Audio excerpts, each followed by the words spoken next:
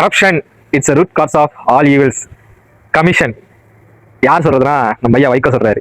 அதாவது இந்த ஆட்சியில் வந்து கரப்ஷன் கமிஷனும் கிடையாதான். அதாவது 40 நாள்ல இந்த 40 நாள்ல அவர் தெரிஞ்சுக்கிட்டதான். அதாவது ஆள் ரொம்ப நாளா வெயிட் பண்ணிட்டு இருந்தாரு. காங்கிரஸ் வந்து இந்த எலெக்ஷன் முடிஞ்ச ரிசல்ட் முடிஞ்சப்பவே டக்குன்னு போய் தாவேகா கூட சேர்ந்து அவங்க ஆதரவு கொடுத்துட்டாங்க. இவர் அப்பயே நினைச்சிருக்காரு, ஆஹா நம்ம போயிருக்கலாமே, காங்கிரஸ் போய் முன்னாடி முந்திட்டாங்களே, எப்படா போறதுன்னு யோசிக்கிட்டே இருந்தாரு. ஏதாச்சும் வழி இருக்குமா, ஏதாவது வாய்ப்பு இருக்குமான்னு தேடிட்டே இருந்திருப்பாரு போல இருக்கு. இப்ப சமீபத்துல ஒரு திருமண நிகழ்வுல வந்து பாத்தீங்கன்னா சீமான் அண்ணன் கலந்துக்கிட்டாரு.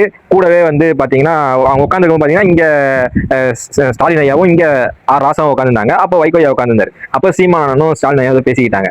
ஆஹா இதுதான் நமக்கு நடந்த நல்ல வாய்ப்புன்னு சொல்லி என்னை அவர் கண்டுக்கவே இல்லை, என்னை அவர் அவாய்ட் பண்ணிட்டாரு, நான் ரொம்ப மன வருத்தப்படுறேன்னு சொல்லி இப்போ வந்து என்ன பண்றாரு, அவங்க கூட இந்த கூட்டணியை வந்து நான் விலகிக்கிறோம், நாங்க போய் தாவேகாக்கு கூட்டணியை ஆதரிக்கிறோம் அப்படின்னு சொல்லி அங்க சேர்ந்துக்கிட்டாரு.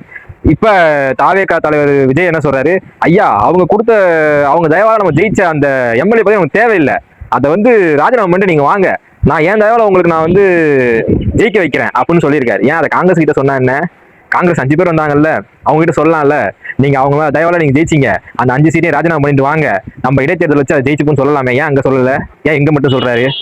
அப்ப தமிழ்நாட்டுல ஏற்கனவே வந்து 6 இடைத்தேர்தல் இருந்தது. அப்புறம் இப்ப சமீபமா எம்ஆர் விஜயபாஸ்கர் அவர்கள் வந்து அவரோட ராஜினாமா கடிதத்தை சபாநாயகர்கிட்ட ஒப்படைச்சிட்டாரு.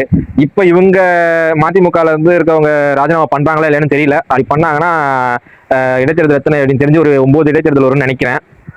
இப்ப தொடர்ச்சி இதுக்கப்புறம் இடைத்தேர்தலுக்குள்ள ஒரு 15 இடைத்தேர்தலா வந்துடும் போல இருக்கு. இப்படி தாவேகா இது வந்து கட்சி தாவும் சட்டம் மாதிரியே தெரியல, எல்லாம் வந்து பதவி ஆசையில வந்து இங்க விஜய் தாவேகாக்கு வந்து இணைகிற மாதிரியே இருக்கு.